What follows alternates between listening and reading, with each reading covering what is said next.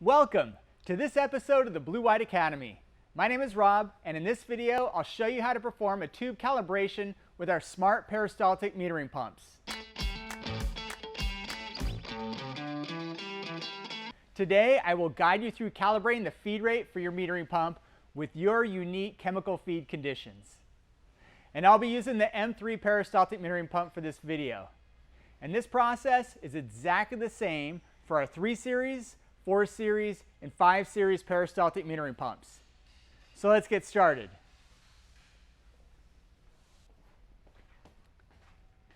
We recommend performing a tube calibration process after installing a new pump and replacing a tube. In this video, we're going to calibrate the pump using a calibration column, like you see here. And before we can start the calibration process, we need to fill that calibration column with the fluid your pump is going to be pumping. So there's 2 common types of installations.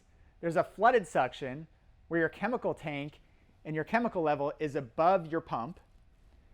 And then there's a suction lift installation, where the chemical tank is below your pump. If you had a flooded suction, which means your chemical tank or your chemical is above your pump and all the plumbing, you can easily use gravity to fill the calibration column. And how to do that is you make sure your main valve is open coming into your plumbing for your chemical feed pump. You're going to want to turn the main valve off going to your system, although it doesn't really matter too much. But what does matter is opening this valve right below your calibration column.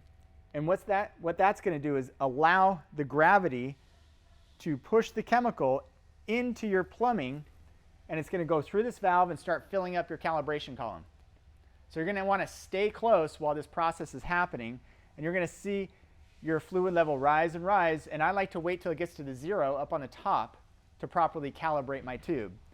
Once that level gets up to the top, you quickly close that valve, and you've got a full calibration column. Now in this scenario, we have a suction lift. So our chemical is installed below the pump. So we have about a 3-foot suction lift. So in this situation, we're going to use the pump to fill our calibration column.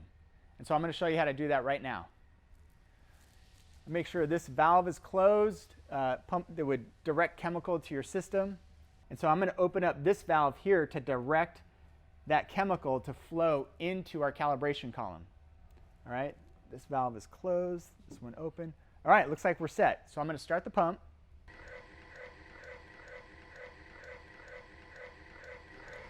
All right, so we're just about full here. I'm going to hit stop. Boom. Okay, so I'm a little over the 0 mark, right? Which is fine. That's where I like to be. So now what I'm going to do is change the position of these ball valves. And it's very important the order at which you change the position of the ball valves, because if I was to open this one up right now, the main ball valve going out to my system, then you would see this chemical most likely drain out on its own and feed into our system, and we don't want that. We want to keep this contained in here for our tube calibration.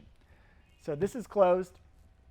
I'm going to close off this ball valve that I was feeding into the calibration column out of the discharge side of the pump, and I'm going to close the main inlet valve going into my skid system, so that way I'm not going to be drawing chemical up from my tank below the pump. And then I'm going to open this ball valve right here that'll feed chemical into the suction line of my peristaltic metering pump. Now, the last valve I want to open is this last one, feeding into your chemical, feeding into your system, really is what's happening. So I'm going to go to the app tray.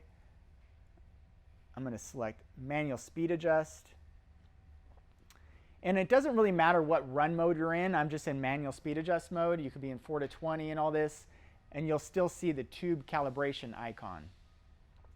And so what I'm going to want to do, is, actually I'm going to run the pump for a little bit and bring that water line down to 0 so we can properly do the test and start at 0.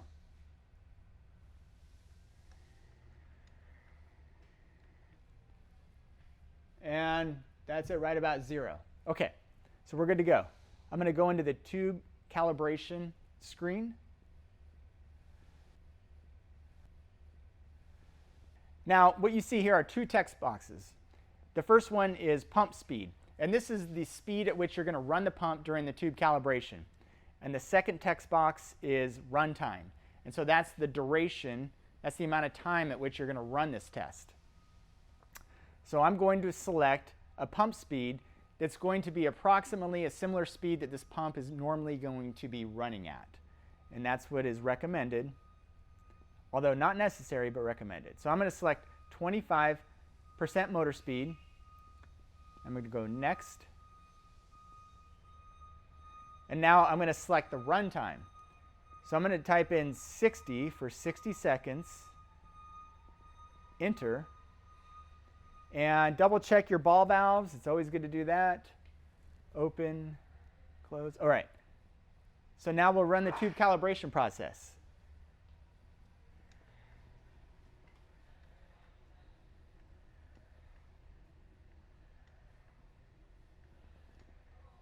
And so now I can see the chemical being fed through the system right now. So everything looks like it's working properly. And it's going to count down from the number of seconds that you typed into that runtime. And so right now we're at 37 seconds. And it'll automatically stop once it's done with the runtime that you've typed in.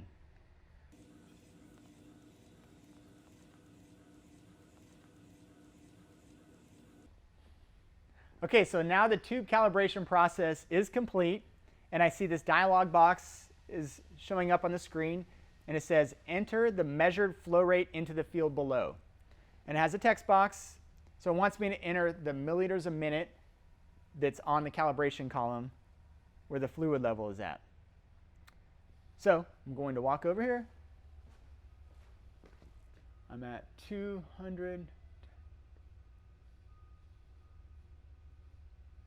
I'm about 265 milliliters a minute. So I'm going to type in 265, save.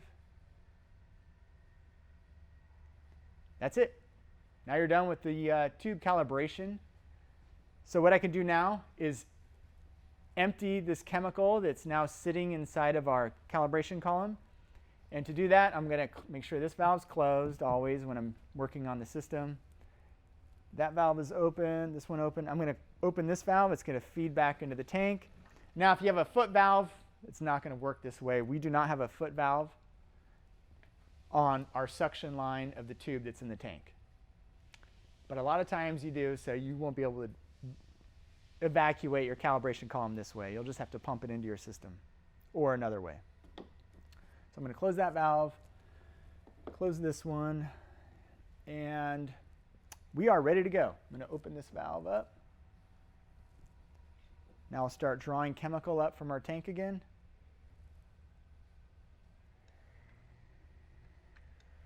Now, I'd like to point out that there could be some air in our suction line right now. So because of the way I evacuated the chemical within our calibration column.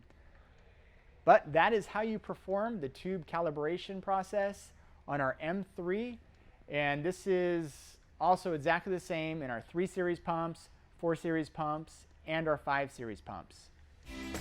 For further questions or assistance, please reach out to us at customerservice@blue-white.com.